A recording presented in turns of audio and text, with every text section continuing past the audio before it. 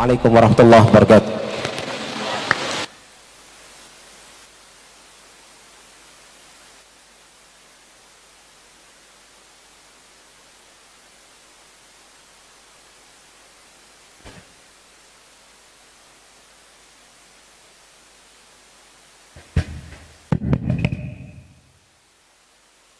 Assalamualaikum warahmatullahi wabarakatuh. Innal hamdalillah nahmaduhu wa nasta'inuhu wa nastaghfiruh wa na'udzu billahi min shururi anfusina wa min sayyiati a'malina. Man yahdihillahu fala mudilla lahu wa man yudlil fala hadiya lahu. Ashhadu an la ilaha illallah wahdahu la syarika lahu wa ashhadu anna Muhammadan abduhu wa rasuluh sallallahu alaihi wa ala alihi wa sahbihi wa sallama tasliman katsira. Alhamdulillah, para jamaah sekalian, kita panjatkan puja dan puji syukur kita kepada Allah Subhanahu wa taala atas segala limpahan nikmat, rahmat dan karunia-Nya.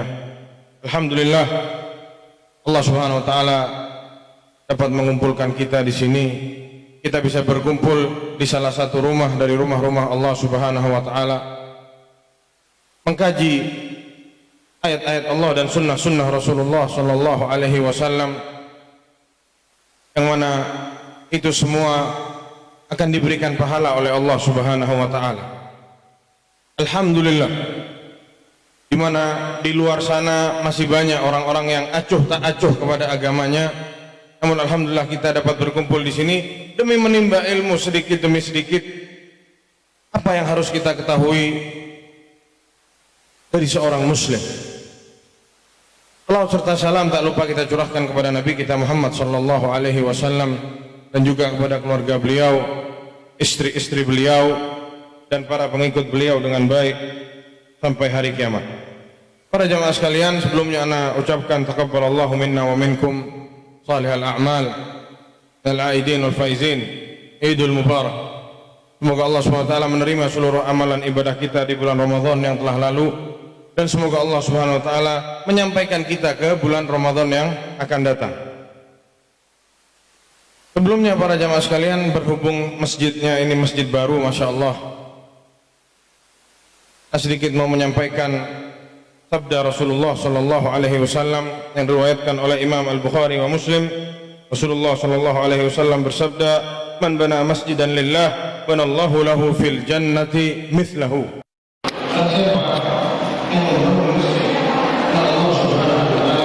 Allah Ta'ala akan membangunkan sepertinya kelak di surga, ya, membangunkan rumah baginya seperti masjid yang dia bangun kelak di surga. Dan juga di hadis yang lain diriwayatkan oleh Imam Al-Bazzar yang disahihkan oleh Syekh Al-Albani rahimahullah, Rasulullah sallallahu alaihi wasallam bersabda, "Sab'un yajri lil 'abdi ajruhunna wa huwa fi qabrihi ba'da mautih." Ada 7 hal jika seseorang meninggal dunia, pahalanya terus mengalir sedangkan orang tersebut sudah ada di dalam kuburannya. Yang pertama adalah man 'allama ilman, orang yang mengajarkan ilmu. Yang kedua adalah au ajra nahran, bikin jalur untuk air, bikin got atau sungai kecil. Au hafara bi'ran, orang yang bikin sumur. Au gharasa nakhlan,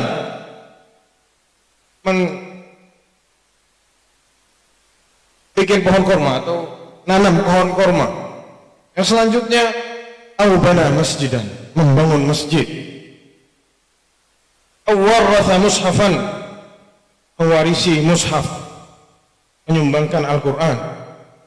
Dan yang terakhir, au taraka waladan yastaghfir lahu ba'da mautihi, atau dia meninggalkan seorang anak yang anak ini memintakan ampun untuk bapaknya atau untuk ibunya setelah kedua orang tuanya meninggal dunia. 7 ini Allah Subhanahu wa taala akan memberikan terus pahala kepada orangnya sedangkan orangnya sudah meninggal dunia berada dalam kuburannya. Semoga siapa yang membangun masjid ini akan diberi fadilah yang sangat besar oleh Allah Subhanahu wa taala. Kita doakan agar yang amin. Bagaimana yang sudah tersebar kita akan sedikit membahas problematika yang setiap hari pertanyaan itu masuk dengan pertanyaan-pertanyaan yang sejenis dan sama. Ribuan orang yang pertanyaannya sama. Itu aja masalahnya. Urusan rumah tangga. Jadi yang tidak nikah masalah, yang sudah nikah masalah semua para jamaah. Makanya kita mendatangkan Ustadz Syafiq Hafizahullah, mungkin bisa membantu pertanyaan-pertanyaan para ikhwah sekalian yang memiliki masalah yang ingin ditanyakan dalam rumah tangganya. Mungkin pertanyaan yang pertama, ana yang bertanya duluan. Pertanyaannya dari ana pribadi, karena sulit menghubungi beliau. Jadi Ustaz, pertanyaan ana, kenapa masalah rumah tangga ini terus-terusan dipertanyakan? Sepertinya ada satu sebab yang tidak diketahui oleh banyak orang. Jadi ujung masalahnya tuh, garis merahnya itu kayaknya ada Ustaz, ini garis merahnya, tapi banyak orang tidak tahu kira-kira apa masalahnya Ustaz yang menimbulkan problematika masalah-masalah yang besar dalam rumah tangga. Itu pertanyaan ana. Barakallahu fiik.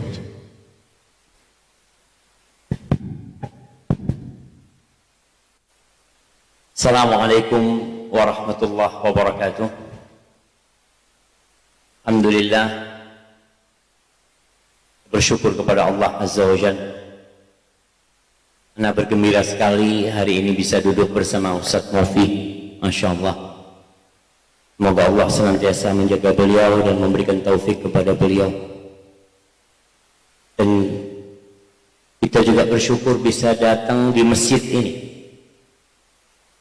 Kalau bukan karena karunia Allah, sepertinya kita nggak akan mampu untuk melangkahkan kaki ke masjid ini.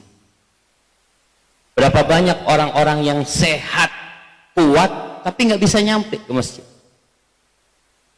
Dia bisa sampai ke tempat wisata bersama keluarga, tapi masjid nggak nyampe. Padahal hanya beberapa ratus meter dari rumah dia. Walaula fadlullahi alaikum wa rahmatuhu ma zaka minkum min ahadin abada. Walakin Allah yuzakki man yasha. Maka semoga Allah menyempurnakan nikmatnya buat kita sehingga kita mati dalam kondisi muslim. Allahumma salli wa sallim ala sayyidina wa maulana Muhammadin wa ala alihi wa ashabihi ajma'in, amma ba'd. Sebenarnya pertanyaan Ustaz Mufi itu Ustaz Mufi sendiri yang bisa jawab. Kayaknya beliau sudah merenung ya, memikirkan rumah tangganya beliau, rumah tangganya orang lain. Hebati fillah, hidup itu masalah. Allah Azza wa Jalla mengatakan wa ja'alna ba'dakum li ba'din fitnah atasbirun. Kata Allah, kami menjadikan sebagian kalian ujian untuk sebagian lainnya. Kenapa Allah berikan ujian itu? Allah mengatakan atasbirun. Sabar nggak kalian menghadapi itu semua? Kalau kita bicara masalah, ada orang tua yang bermasalah sama anaknya. Jangan bicara suami istri, bapak sama anak, anak sama ibunya, kakak sama adiknya. Ketika ada yang bertanya sama anak, Ustaz kok nggak selesai masalah ini? Ustaz, memang nggak akan selesai. Sampai di kuburan pun belum selesai. Bagaimana Nabi SAW mengatakan innakum tuftanuna fi quburikum. Kalian di kuburan kalian difitnah lagi di sana. Di muka bumi difitnah, di dalam kuburan difitnah. Nggak ada selesainya. Karena memang yang terjadi itu pindah ruang ujian, tapi kita nggak pernah keluar dari ruang ujian. Nggak ada. Tadi Ustaz Mahfud menyebutkan nggak nikah masalah. Iya, ketika engkau menikah, engkau pindah ke ruang ujian yang selanjutnya. Nggak punya anak masalah. Bertahun-tahun nggak punya anak, ribut terus. Punya anak masalah. Kenapa? Karena memang Allah menjadikan kehidupan ini sebagai tempat ujian. Karena kalau ada orang tanya, Ustaz tolong nasehatin ana, tapi nasehatnya jangan sabar. Loh, terus mau dikasih nasihat apa? Sedangkan ujian itu untuk menguji kesabaran. Kalau engkau mengatakan, aku nggak perlu dikasih nasihat, sabar, nerima, tabah, hadapi. Sampai kemarin ana di Banyu Glugur. Di mana? Di Besuki. Ada satu keluarga, anak jalan diberhentikan. Ustaz, kata sang kakak, anak punya adik punya masalah Ustaz, mau konsultasi sama Ustaz. Ya, ngobrol sedikit, tahu-tahu dia sudah jatuh, nggak bisa berdiri. Masalah itu terlalu berat buat dia. Namun jamaah, Allah tidak memberikan cobaan lebih dari kemampuan hamba, enggak. Jadi intinya mungkin wallahu a'lam, mungkin Ustaz Mufi nanti yang bisa menjawab pertanyaan beliau sendiri. Apa benang merahnya kira-kira Ustaz Mufi? Tunggu dulu. Berapa lama nggak turun hujan di Lumajang? Mana orang Lumajang? Pengurusnya. Berapa lama nggak turun hujan? Iya. Pekan ini sulit air di sini. Enggak. Tapi kenapa nggak ada air tempatnya Ustaz? Oh, Masya Allah. Siap kalau gitu baru. Soalnya lihat jamaahnya pegang air semua, Ustaznya nggak dikasih air. Masya Allah. Ya Allah, Ustaz. Jadi solusinya gimana Ustaz? Solusinya masalah-masalah tadi. Ya sabar. Mau gimana lagi? Sabar Ustaz. Nah, Alhamdulillah. ada yang nggak mau sabar? Ya mungkin. Wallahu a'lam bishawab. Pertanyaan yang selanjutnya Ustaz.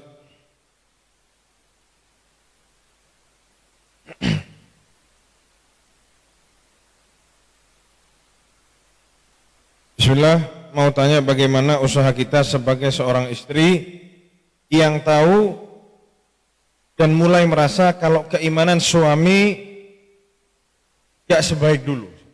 Jadi iman suaminya turun Ustaz. Apa yang harus dilakukan istri? Bagaimana kalau sudah mengingatkan namun seperti cuma malah bikin panas hatinya suaminya. Sekarang sholat wajib keseringan tidak sempat untuk ke masjid Ustaz. Padahal niat istri sekalian ngajarin anak untuk ke masjid. Sengaja malah kayak disuruh duluan. Si istri kesel, ngambek. Adakah doa-doa supaya suami kita tambah soleh? Pertanyaannya seperti itu Ustaz. Iman suaminya turun, kemarin ke masjid, sekarang tidak ke masjid. Masya Allah. Ingin didik anaknya agar sama suaminya, tapi suaminya tidak mau mungkin. Jemaah, terkadang kita nggak salah milih suami. Ada seorang istri benar dia milih suami. Suaminya adalah orang yang soleh, orang yang baik secara agama, indah secara perilaku, tapi dalam perjalanan hidup iman itu kan naik turun. Suami yang kemarin baik sekali, kenapa sekarang berubah? Apalagi kalau dikatakan ini setelah Ramadan, pertanyaannya. Kemarin ketika Ramadan, Masya Allah Ustaz, masjid 5 waktu. Setelah Ramadan, gelagat suami berubah. Apa tugas seorang istri? Yang pertama, istri harus memahami kondisi keimanan yang memang naik turun. Sehingga sang istri perlu mendoakan suaminya. Rasulullah SAW nggak berhenti berdoa. Bagaimana wasiat beliau kepada Mu'ad bin Jabal? agar tidak meninggalkan doa ini fi duburi kulli salat, di penghujung setiap salat, untuk mengatakan Allahumma a'inni ala dzikrika wa syukrika wa husni ibadatik. Tuliskan doa ini, kasihkan kepada suaminya, bang, abang baca ini bang. Tanpa bantuan Allah kita nggak akan bisa beribadah dengan baik. Sehingga ikrar kita setiap salat mengatakan iyyaka na'bud wa iyyaka nasta'in. Hanya kepadamu kami beribadah dan hanya kepadamu kami meminta pertolongan. Maka tuliskan itu doa. Sama artinya. Setelah doa itu kasih doa yang lainnya. Nabi Subhanahu wa ta'ala mengajarkan sebuah doa dan beliau membacanya.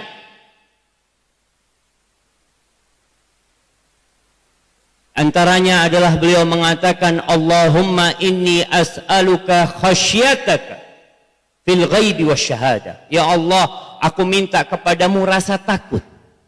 Rasa takut yang merupakan amalan hati itu dipinta kepada Allah Azza wa Jalla. Ma tahulu bihi bainana wa baina ma'asi. Yang dengan rasa takut itu aku terhindar dari kemaksiatan kepadamu ya Allah. Orang kalau nggak takut sama Allah akan berbuat maksiat. Rasa takut itu yang akan membuat orang terhindar dari kemaksiatan. Ini yang kedua. Yang ketiga, doa ini ya, doa. Yang pertama doa. Sang istri berdoa dan berikan doa ini kepada suami. Kemudian yang kedua, di antara cara untuk mengangkat keimanan itu adalah ziaratul kubur. Ajak suaminya ziarah kubur. Cari kuburan yang dekat. Nggak harus kuburan keluarga kita, nggak harus jemaah. Kuburan di kampung yang ada. Kapan ziarahnya? Terserah. Mau pagi, mau siang, mau malam, mau tengah malam. Rasul Sallallahu Alaihi Wasallam kadang-kala ziarah kubur itu tengah malam. Beliau berangkat ke kuburan Baqi. Maka ini termasuk yang akan menaikkan keimanan seorang hamba. Yang ketiga, ajak ziarah ke orang yang berilmu. Berangkat ke rumahnya ustaz atau ke rumahnya sahib yang dia alhamdulillah mungkin pengurus di masjid yang bisa memberikan motivasi. Perlu ada motivasi buat suami. Kemudian perlu dicari tahu sebab imannya turun. Karena kalau ketahuan sebabnya, insya Allah cepat ngobatinya aja. Kadang-kala orang itu uangnya bertambah, imannya berkurang. Fulusnya tambah banyak, imannya berkurang. Ada kalau fulusnya berkurang, imannya tambah naik. Cari apa sebabnya? Banyak pertanyaan yang masuk, suaminya itu imannya turun gara-gara corona. Karena bisnisnya tutup. Oh, ketahuan berarti urusan dunia. Ada yang urusannya wanita. Di tempat kerjanya ada perempuan yang suka godain dia. Yang awalnya dia tundukkan pandangan ya, lama-kelamaan nggak kuat juga. Maka dicari tahu sebabnya, dibantu suaminya. Seorang istri yang soleha itu bukan hanya memberi nasihat kepada suami, tapi mendengarkan dari suami. Apa masalahnya? Ingat cerita Rasul Sallallahu Alaihi Wasallam ketika turun dari Gua Hira. Beliau turun dalam kondisi ketakutan. Beliau datang ke rumahnya mengatakan, Zammiluni, Zammiluni, selimuti aku, selimuti aku. Khadijah langsung menyelimutin Rasul Sallallahu Alaihi Wasallam. Nggak banyak tanya. Nggak tanya kenapa, ada apa, tunggu dulu. Setelah tenang, baru Rasulullah Sallallahu Alaihi Wasallam bercerita. Oh, ternyata masalahnya itu. Khadijah datang langsung memberikan motivasi kepada Nabi SAW, menguatkan hati Rasul SAW. Nggak cuma sampai di situ. Langsung dibawa ke Waraqah bin Naufal untuk menguatkan hatinya. Ketika sampai ke Waraqah bin Naufal, ini para istri perlu belajar cara berkomunikasi sama suami. Suami itu pemimpin. Masya Allah. Jazakallah khair. Kayaknya nyari gelasnya susah jamaah tadi jamaah. Ana izin minum dulu.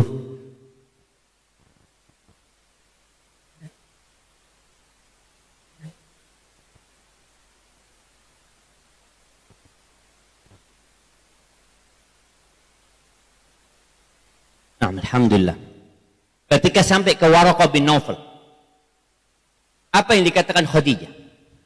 Apakah Khadijah radhiyallahu taala anha mengatakan kepada Nabi Muhammad SAW, ceritakan kepada Waraqah? Tidak. Ini seorang istri yang memuliakan suaminya. Dia mengatakan kepada Waraqah, Isma' min ibni akhik. Waraqah, kau dengarkan dari dia. Perintahnya kepada siapa? Kepada Waraqah, bukan kepada Nabi Muhammad SAW. Bukan kepada suami yang mengatakan, ayo ceritakan kepada dia. Enggak. Dengarkan dari dia. Ini bentuk penghormatan seorang istri kepada suami. Jadi kadang-kala yang menyebabkan masalah di rumah, salah cara menyampaikan kepada suami. Suami dilihat di pojokan main handphone ya. Mas, kok kayak gini sampean lagi mas? Itu sakit hati suami gitu. Tapi kalau datang ke suaminya, dipijetin kakinya, dibikinkan minuman yang enak, lalu ngobrol sama suaminya, mas kira-kira bagaimana kita supaya jadi lebih baik? Maka insya Allah dengan beberapa cara itu, semoga suaminya jadi lebih baik. Maka sang istri kalau suaminya nggak baik-baik, Ustadz, ya sabar. Bayangin sabarnya istrinya Fir'aun menghadapi Fir'aun. Subhanallah. Insya Allah suamimu tidak seperti Fir'aun. Maka tetap berusaha untuk memperbaiki dengan cara banyak-banyak berdoa dan beberapa usaha tadi. Hadza wallahu a'lam bissawab. Masya Allah. Jazakallah khair, Ustaz. Ada satu pertanyaan lagi Ustaz. Pertanyaannya sedikit menyedihkan Ustaz ya. Tajam, ya bukan sedikit. Bagi Ana ini sangat menyedihkan ya. Beliau pernah bertanya ini kepada Ana, cuman Ana mau jawab gimana tidak tahu Ustaz ya. Terlalu soalnya. Suami ini tanya apa yang harus Ana lakukan Ustaz, sedangkan istri Ana punya hubungan sama lelaki lain dan Ana bertahan di sini demi anak-anak. Ana harus berbuat apa kata dia? Apa yang harus sebagai lelaki Ustaz Syafiq, apa yang akan antum lakukan jika menghadapi hal demikian? Betul. Apa yang akan Ana lakukan? Nah. Ya seharusnya Ustaz Mufi, apa yang lakukan Ustaz Mufi? Apa kira-kira yang lakukan Ustaz Mufi kalau dapat harim kayak gitu? Kalau Ana pribadi Ana kembaliin ke orang tuanya Ustaz. Dibungkus, balikin. Nah, Ana bungkus Ana balikin. Nah, bagaimana? Alhamdulillah kalau kita lihat Ustaz Mufi, semua orang itu berbuat salah Ustaz Mufi. Kullu bani Adam khata'. Rejal nggak ditanya kenapa dia punya hubungan sama Rejal itu. Wallahu alam, intinya beliau bilang sepertinya hubungan ini ya belum terlalu jauh ya, tapi sudah mulai sebab Allahu a'lam, tidak tahu. Ya, ini buat para suami. Istri kita itu bukan boneka. Istri kita itu punya perasaan. Kalau antum tidak menyirami perasaan dia dengan cinta dan kasih sayang, yang ditakutkan ada orang lain yang nyirami. Perempuan itu ingin pujian, ingin sanjungan, ingin manja di depan suami. Oleh karena itu Rasulullah Shallallahu Alaihi Wasallam ketika menyebutkan orang yang terbaik, beliau mengatakan alaihi salatu wassalam, khairukum li ahli. Orang yang terbaik di antara kalian adalah yang paling baik sama keluarganya. Khairukum li nisaihi. Yang terbaik di antara kalian adalah yang paling baik sama istri-istrinya. Wa ana khairukum li ahli, dan aku orang yang terbaik buat keluargaku. Kadang-kadang nih perempuan rumah tangganya kering dari cinta. Mungkin sang suami nggak cinta sama istri. Boleh bohong dalam urusan cinta. Kasih pujian, kasih surat cinta buat istrinya, supaya dia merasa ada yang memperhatikan dia. Kadang-kadang nih istri udah bersolek, udah berias, udah cantik, sama sekali suaminya tidak memuji dia. Kalau dia keluar rumah dengan dandanan itu, dengan riasan itu, satu kampung akan memuji dia. Tapi ada suami yang barit, Ustaz. Apa barit ini, Ustaz? Hah? Kaku. Celep, Ustaz. Oh, celep. Iya, barit ini ya mungkin kaku kata Ustaz Mufi tadi. Akhirnya ada yang memuji dia, ada yang ngomong dengan intonasi yang penuh penghormatan, dengan penuh pengagungan. Sang perempuan ini jadi condong sama dia. Sampai ada perempuan zaman na'udzubillah yang meninggalkan suaminya gara-gara tukang sayur. Ada tukang sayur yang biasanya datang ke depan rumah itu, kan biasanya ada perempuan yang beli gitu kan. Ini perempuan na'udzubillah cerai sama suaminya, nikah sama tukang sayur. Karena dia kalau ngobrol sama tukang sayur ada pujian, oh mbak masya Allah kok tambah cantik gitu ya, oh bisa aja mas ini. Suaminya nggak pernah kayak gitu, tapi suaminya sama orang lain kayak gitu, na'udzubillah min dzalik. Maka yang perlu dilakukan diperbaiki, apalagi kita dikatakan hubungannya belum terlalu jauh. Kalau sang suami ingin mempertahankan rumah tangganya demi anak-anak, diperbaiki suaminya. Istrinya apa? Diperbaiki istrinya. Apakah mungkin bisa diperbaiki? Bisa, jemaah. Apa yang nggak bisa? Sampai seorang wanita yang berzina pun, kita masih ingat dengan wanita Al-Ghamidiyah yang berzina, yang kemudian dia bertobat, dirajam sampai mati. Dan Nabi alaihi salatu wasallam mensolati perempuan pezina ini, hamil dia. Hamil. Ketika beliau mensolati perempuan itu, Umar bertanya, radhiyallahu taala anhu, "Atusalli 'alaiha wa qad zanat ya Rasulullah?" Bagaimana engkau mensolatin dia? Dia sudah berzina. Apa kata Nabi SAW mengatakan kepada Umar, "Ya Umar, engkau tahu enggak? Ini perempuan sudah bertobat. Kalau tobat dia dibagikan kepada 70 penduduk Madinah, lawasi'atun, cukup untuk mengampuni 70 pelaku dosa di kota Madinah. Tobatnya satu orang. Maka bagaimana sekarang seorang suami ini, dia kalau memang berangkat dari kesalahan dia, kalau dia memang yang kurang peduli sama istrinya, maka dia perbaiki. Kalau memang keimanan istri yang sedang lemah, bagaimana dia menguatkan kembali.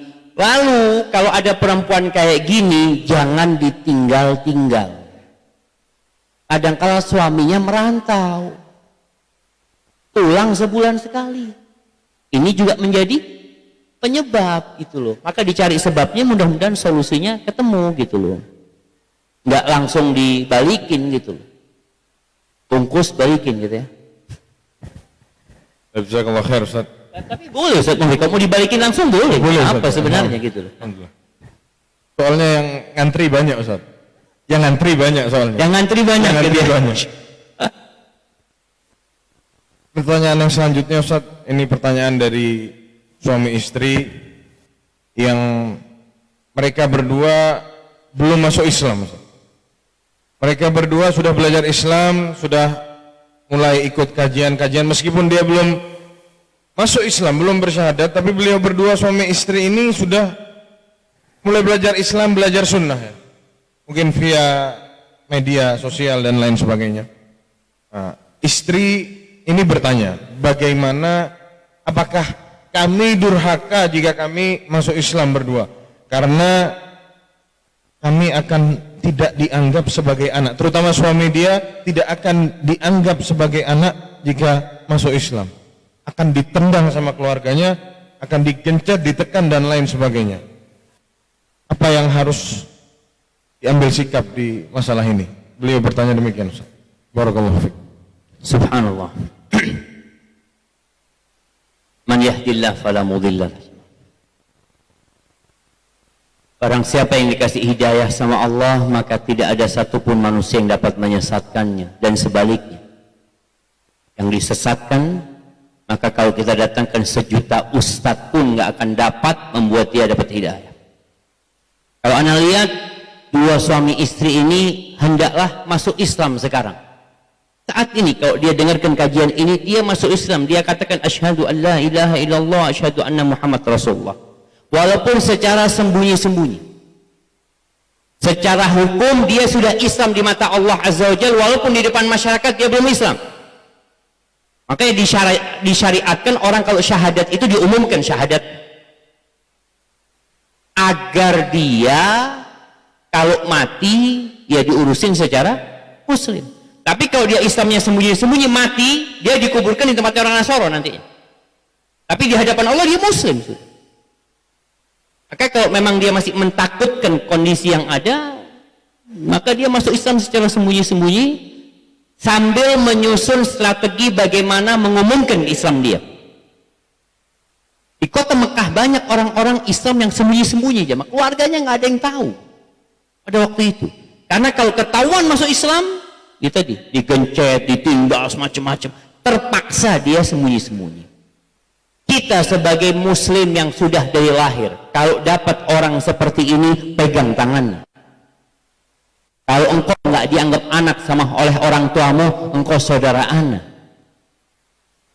Di sini bagaimana Rasulullah Shallallahu Alaihi Wasallam menjadi saudaraan orang-orang muhajirin dan orang-orang ansor di atas ukhuwah Islamiyah. Namanya Muslim itu akhul Muslim. Tapi kenapa ketika mereka hijrah ke kota Madinah kok dibikin lagi sebuah proyek, bukan proyek jemaah. Sebuah program persaudaraan. Nah, program persaudaraan lagi di atas ukhuwah Islamiyah, yaitu saudara antara muhajirin dan ansor yang dulunya mereka saling mewarisi jemaah. Maka kalau dapat orang kayak gitu, jadikan saudara kita. Di akhunan muslim, tapi ada hak-hak yang lebih spesial dari itu. Kita punya harta. Bagaimana cerita Sa'ad bin Rabi ketika mengatakan kepada Abdurrahman bin Auf, ya Abdurrahman bin Auf, aku termasuk orang Ansar yang paling banyak hartanya. Setengah hartaku buat engkau. Setengahnya.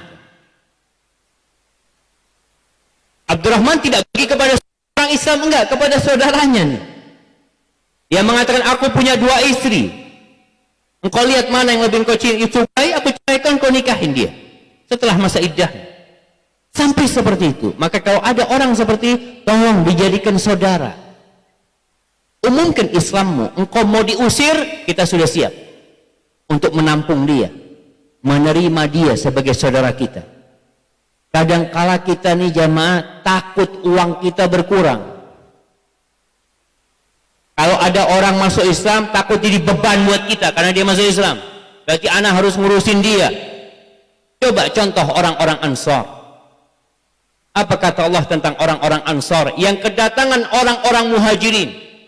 Yang orang-orang Muhajirin ini mau tidak mau akan merepotkan mereka. Merepotkan dari sisi apa? Tempat tinggal, pangan buat mereka, lapangan pekerjaan buat mereka, mau tidak mau.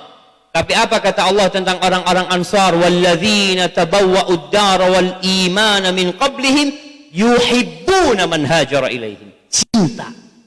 Orang-orang Ansar ini cinta jemaah kepada orang-orang yang hijrah. Yuhibbuna man hajara ilaihim wa la yajiduna fi sudurihim hajatan mimma utu. Mereka sama sekali nggak ada perasaan susah, repot dengan apa yang diberikan buat orang-orang muhajirin. Hasad, hasud nggak ada. Lebih dari itu, wa yu'thiruna ala anfusihim walau kana bihim khasasah. Mereka lebih mengutamakan orang-orang muhajirin daripada diri mereka sendiri, walaupun mereka sedang dalam kesulitan. Maka usahakan dua orang ini segera ditangani. Kalau ada yang kenal, diajak ngobrol. Yang pertama dia syahadat, nggak usah nunggu ustadz. Jadi ada orang, saya mau bersyahadat, insya Allah kapan? Besok. Jangan besok, sekarang bersyahadat. Besok nggak apa-apa diumumkan syahadatnya. Karena kalau malam itu mati dalam kondisi muslim dia. Walaupun sekali lagi kalau nggak diumumkan dan orang-orang nggak tahu dia muslim, maka dia mati akan dikuburkan di kuburan orang-orang Nasara nantinya. Ada wallahu a'lam bishawab. Barakallahu fiik, jazakallahu khair. Pertanyaan yang selanjutnya, Ustaz. Sepertinya ada seorang istri yang sangat mencintai suaminya, Ustaz.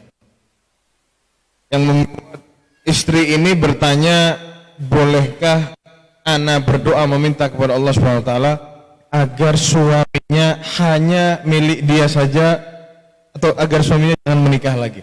Apakah boleh, Ustaz, seperti itu, Ustaz? Masya Allah.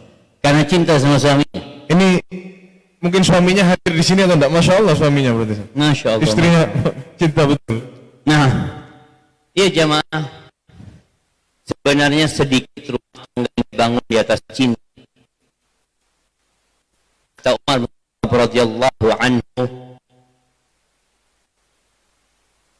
fa inna aqallal buyut allati tubna 'ala al-hubb.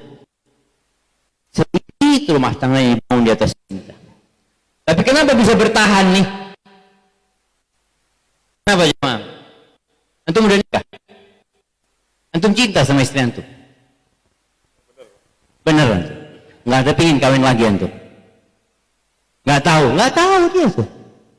Kepingin cuma nggak tahu. Kok bisa nggak tahu antum gitu? Oh belum, Masya Allah. Niat ada nanti. Ya jemaah. Sedikit rumah tangga yang dibangun di atas cinta. Bertahannya rumah tangga banyak orang ini. Kenapa? Walakinna nas yata'amaluna bil islami wal ihsan. Mereka bermuamalah sama keluarganya karena atas dasar Islam. Aturan perintah untuk berbuat baik. Jangan kepada istri. Tetangga kita diperintahkan berbuat baik. Perintahkan untuk berbuat bagaimana ibu anak-anak kita. Bagaimana kepada bapak anak.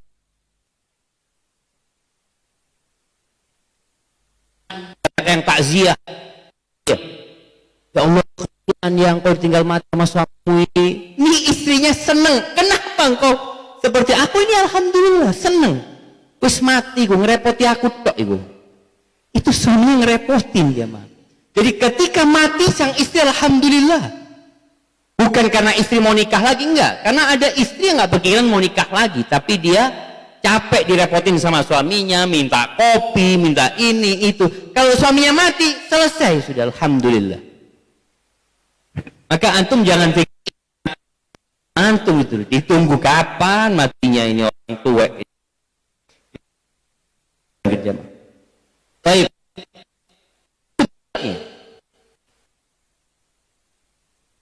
Tahan istrinya bukan karena cinta, tapi ya karena ya kita diperintahkan untuk berbuat baik kepada dia. Sampai Hasan Al-Basri radhiyallahu anhu pernah dia ditanya, ada orang konsultasi, ana mau menikahkan putri ana, dengan siapa nikahkan putri ana? Kata Hasan Al-Basri rahimahullahu taala, la tuzawwij ibnataka illa min taqi. Jangan menikahkan putrimu kecuali sama orang yang bertakwa. Kenapa orang yang bertakwa? In ahabbaha akramaha. Kalau orang bertakwa ini mencintai istrinya, maka dia akan memuliakan istrinya. Wa in lam yuhibbaha. Terus gimana kalau suami nggak cinta sama istrinya? Lam yadrimha. Sang suami tidak akan mendolimi istrinya. Walaupun tidak ada cinta, dia tidak akan mendolimi istrinya. Nah, kembali kepada pertanyaan tadi. Jadi kalau ada perempuan cinta sama suaminya, nggak ingin suaminya dimiliki orang lain gitu ya, seperti itu. Lalu dia berdoa. Kalau bicara berdoa, boleh-boleh aja doa. Tapi mungkin suaminya juga berdoa gitu loh.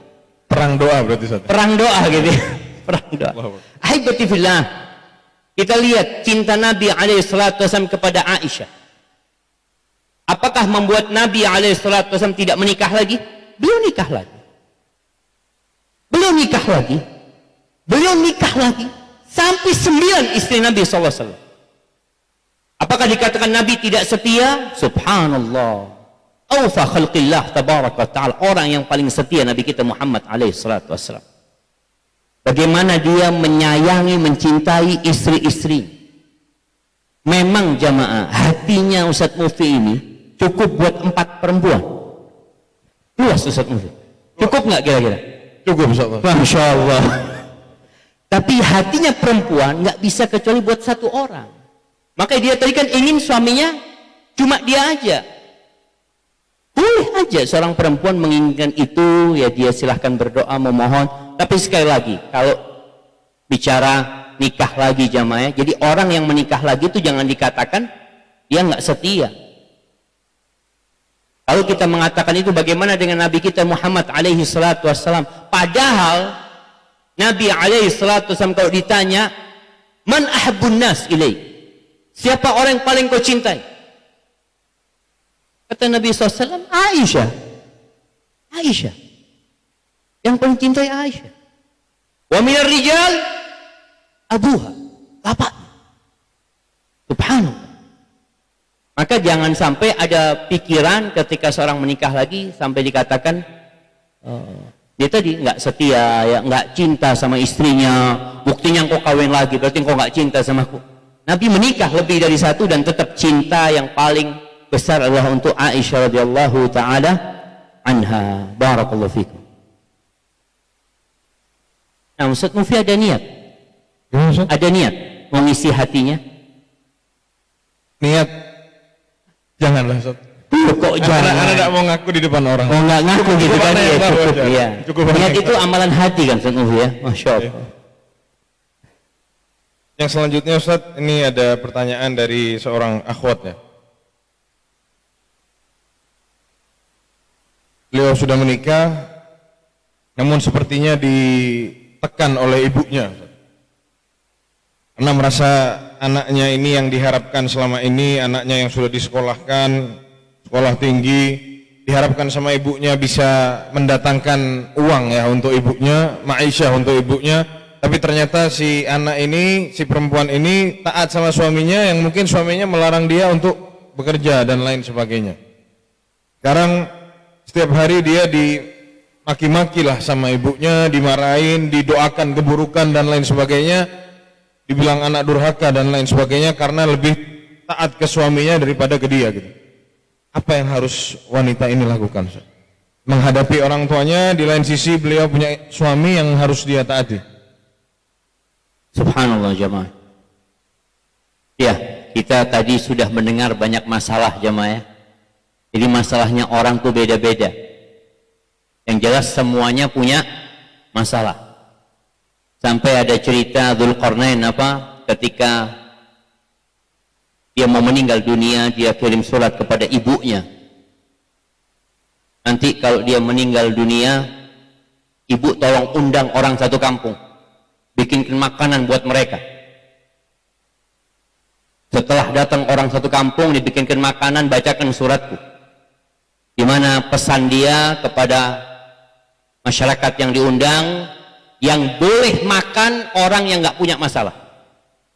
Ternyata satu kampung nggak ada yang makan, karena satu kampung semuanya sedunia ini semua punya masalah, tapi beda-beda masalahnya. Ada yang besar, ada yang kecil ya. Semua punya masalah dalam kehidupan ini jemaah. Ini masalah bagaimana seorang anak yang sudah menikah dapat suami yang baik, yang soleh, yang suami mencukupi kehidupan dia, sang suami minta kepada istrinya nggak usah bekerja. Masalah nggak? Sebenarnya nggak masalah. Masalahnya sama siapa? Sama orang tua sendiri, sama ibu sendiri.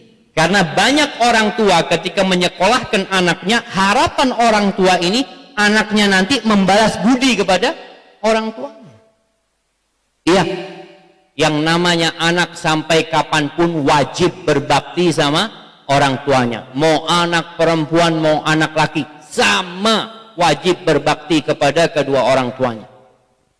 Hanya saja seorang anak perempuan ketika dia sudah dinikahkan sama orang tuanya, kewajiban berbakti dia tetap kepada orang tuanya, hanya ada batasan-batasan yang harus dia jaga.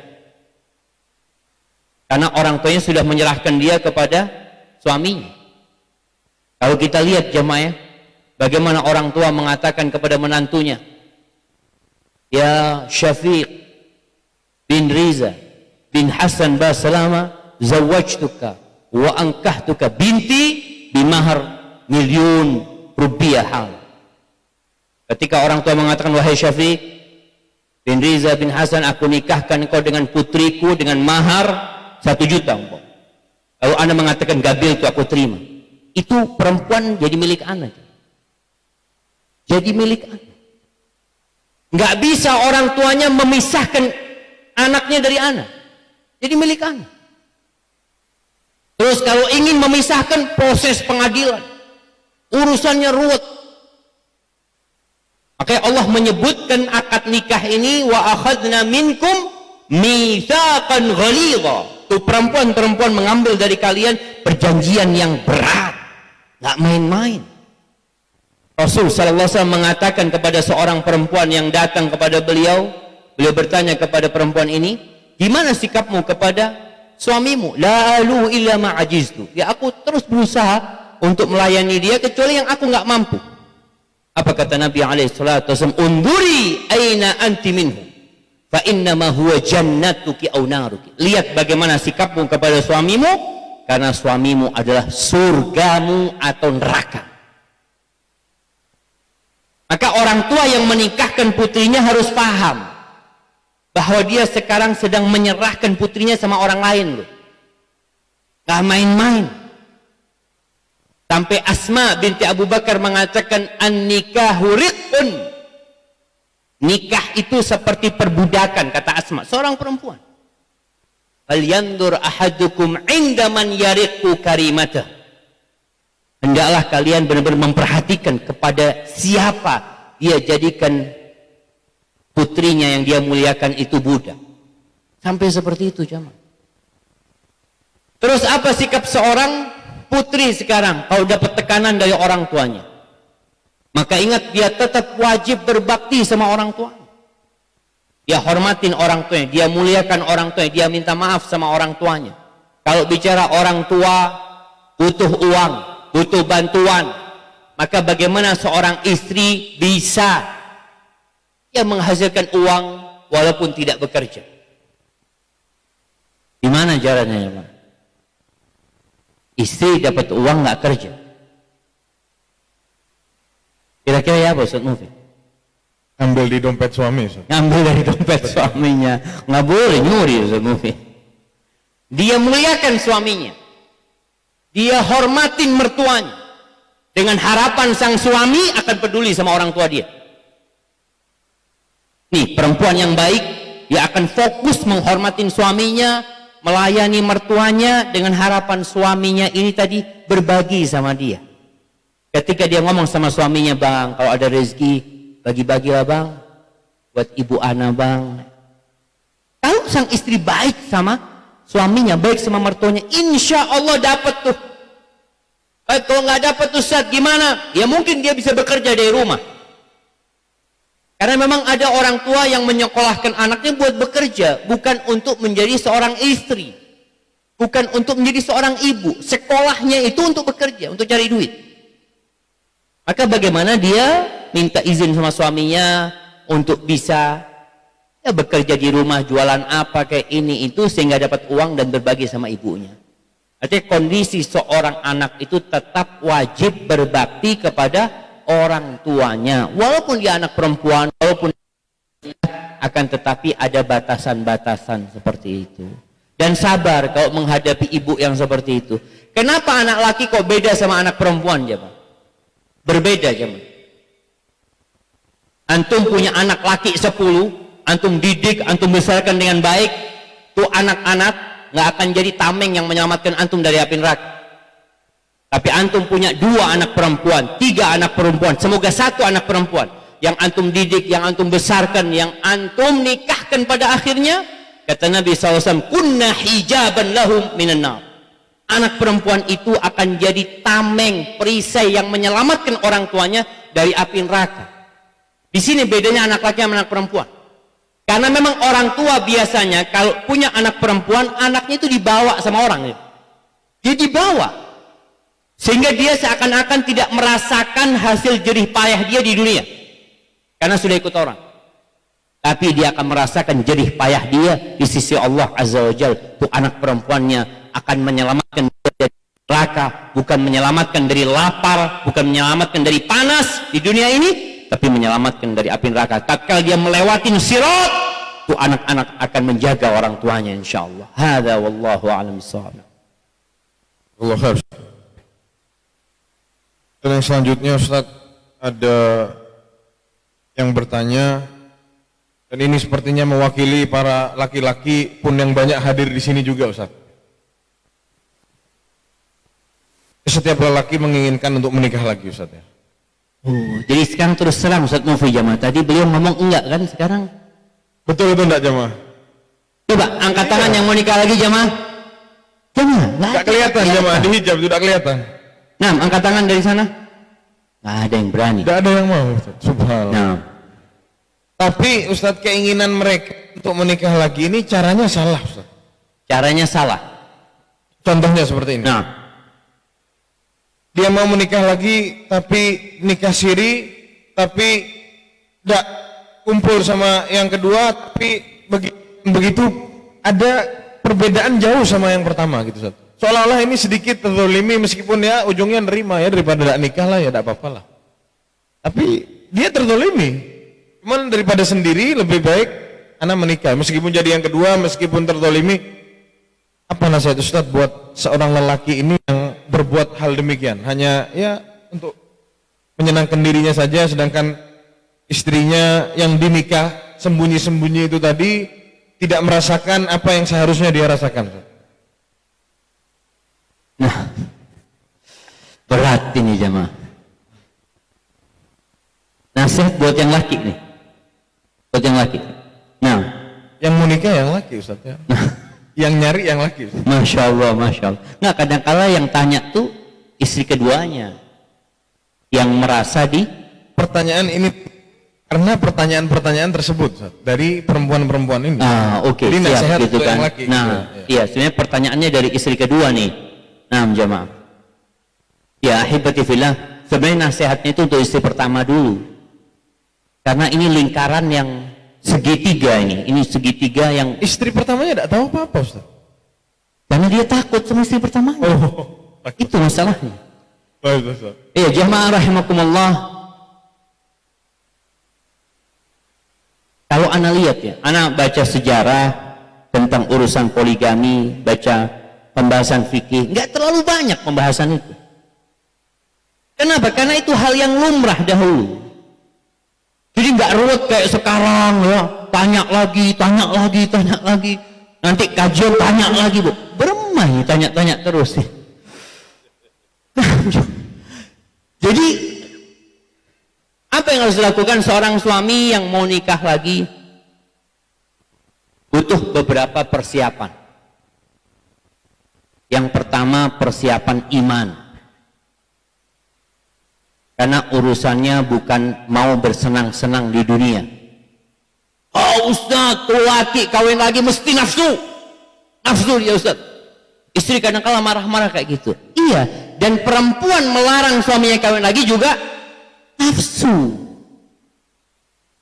Artinya seorang laki-laki yang bisa untuk 4 orang, dia mau kuasain sendirian. Nafsu enggak? Nafsu dia. Sama-sama nafsu sebenarnya. Hanya saja Allah membolehkan.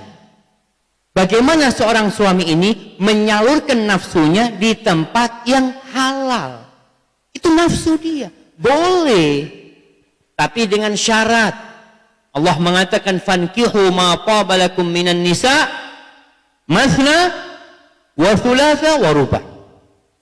Allah perbolehkan nikahin dari perempuan yang baik-baik itu berapa? 2, 3, 4. Karena Allah meletakkan di diri seorang laki-laki nafsu yang terkadang tidak terpuaskan kecuali dengan 2, 3, 4 maksimal, nggak boleh lebih dari itu. Sampai di masa Nabi SAW ada yang punya istri 10. Ketika turun ayat ini, dia tanya, ya Rasulullah, apa yang harus aku lakukan? 10 istriku, yang kau ceraikan 6. Ada satu mengatakan 8 istriku, yang kau ceraikan 4. Artinya sesuatu yang lumrah pada masa itu, jamaah.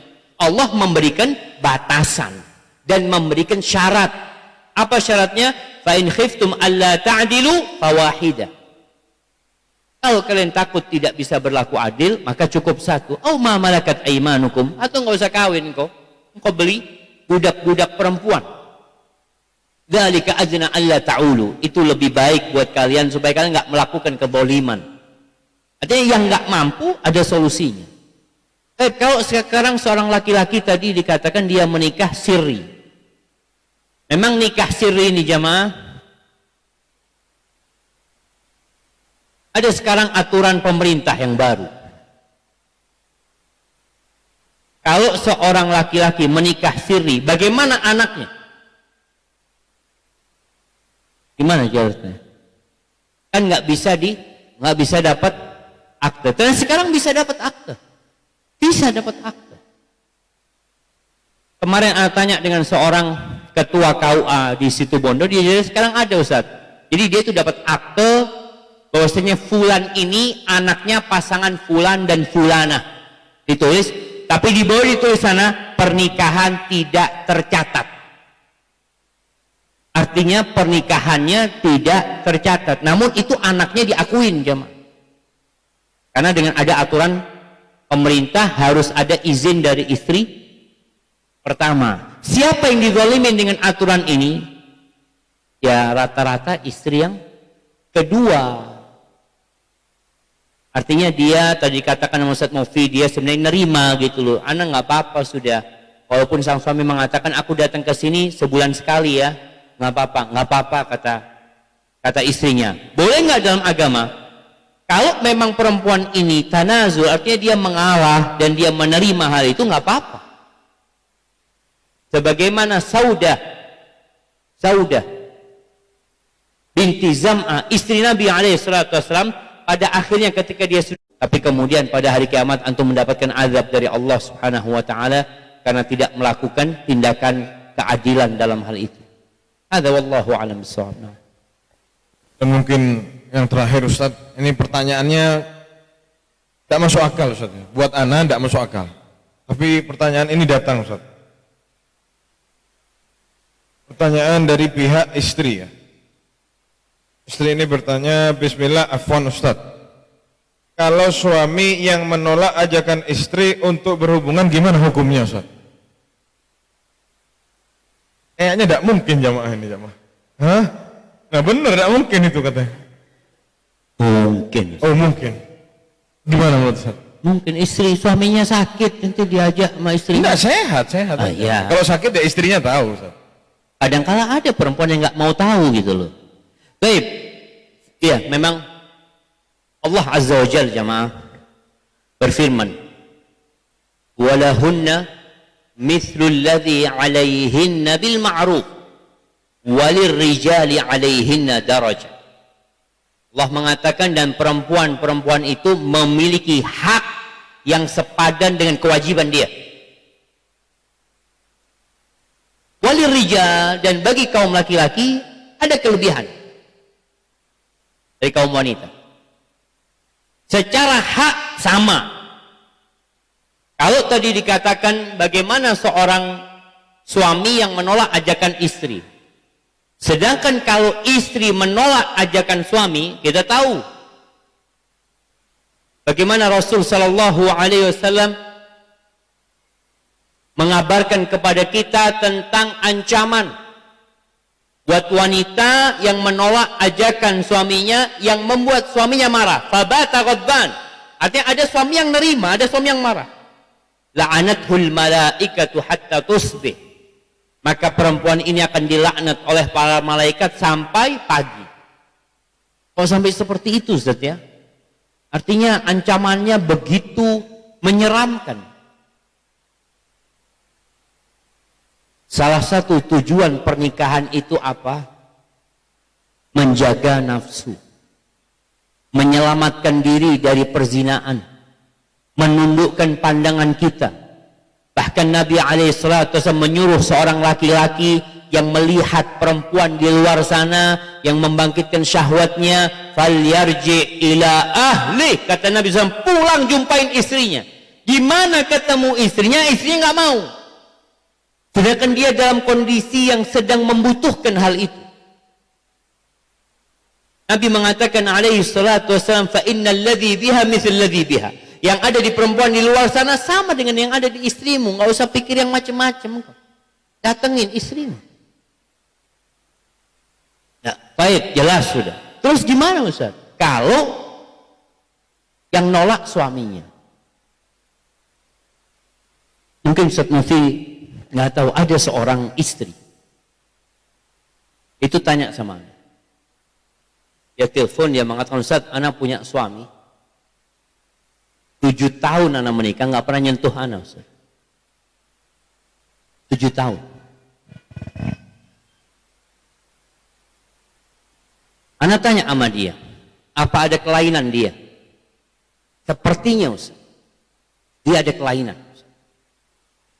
Anak pernah melihat di handphone dia ada gambar-gambar yang nggak senonoh, tapi lelaki. Apa yang harus dilakukan perempuan ini? Anak ngomong, coba nanti ya obatin dia, mungkin perlu berangkat ke dokter ya, ini itu, ke psikolog ya. Apa kata perempuan ini? Anak dokter psikolog. Istrinya ini dokter psikolog yang tahu dengan penyakit itu, tapi anak nggak bisa ngobatin suami anak. Oh, subhanallah, dia sabar 7 tahun. Ada perempuan-perempuan yang sabar. Terus gimana kalau tadi si suami nolak? Sang istri punya hak untuk menggugat suaminya. Bagaimana datang seorang kepada Umar bin Khattab radhiyallahu anhu sama suami. Ini perempuan mengatakan, ya Amirul Mukminin, suamiku Masya Allah orang yang baik sekali, yang selalu sholat malam, yang selalu puasa sunnah, Masya Allah. Kata Umar, ni'maz zawj, Masya Allah, suami yang baik, kata Umar. Si perempuan ini malu mau ngomong kalau suaminya ini nggak nyentuh dia. Akhirnya pulang nih, udah perempuan ini malu, dia pulang.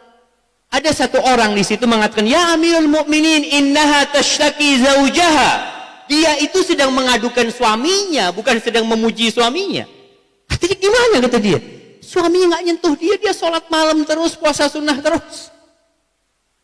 Artinya dia rudduha, balikin perempuan itu. Dibalikin. Akhirnya nih orang, apa namanya, nggak lupa. Kata Umar, engkau yang tahu sama perkara dia, engkau yang putuskan. Gimana urusan dia? Akhirnya orang ini mengatakan, wahai laki-laki, engkau itu punya hak untuk menikah dengan 4 perempuan. Maka engkau punya hak 3 malam, engkau ibadah full nggak apa-apa. Tapi di malam keempat engkau harus datangin istrimu. Seperti itu terus, kata dia. Jadi seorang perempuan punya hak untuk menggugat suaminya yang tidak mau menghubungin dia. Seperti itu. Kemudian nih para wanita juga harus tahu, kadang-kala suaminya capek. Apa yang perlu dilakukan? Dipijetin suaminya. Bikinkan STMJ. Insyaallah. Bang, minum ini bang. Artinya ada usaha dari seorang istri bagaimana membuat suaminya ini ya mau gitu, seperti itu. Sebagaimana para lelaki juga ketika mendatangi istrinya yang sedang capek lelah, tolong dia melakukan sesuatu yang membuat istrinya jadi berhasrat, itu loh jamaah. Karena Allah mengatakan tadi, walahunna mithlul ladzi 'alaihinna bil ma'ruf.